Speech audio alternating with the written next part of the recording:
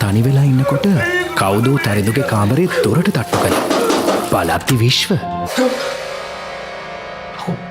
බලපන් තමුසේගේ හැටි නිකන් වැද්දෙක් වගේ.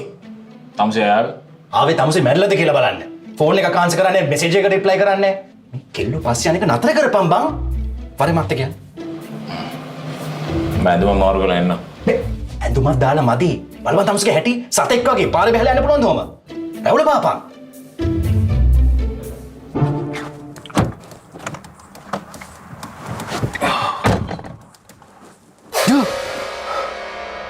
චකෝ බලපන් පනසු තමුසේගේ මූණ හැටි නිකන් හිකනලියෙක්ගේ වගේ.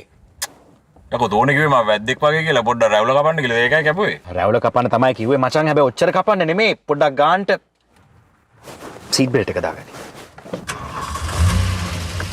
Right right. දැන් අපි කොහෙටද යන්නේ? තලවතු ගොඩට. හා?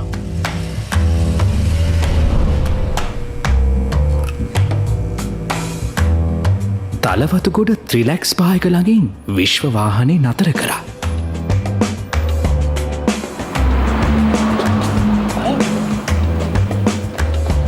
දොරට තට්ටු කරපු ගම ත්‍රිලැක්ස් පායකේ ටීන මැඩම් දොර ඇරියා.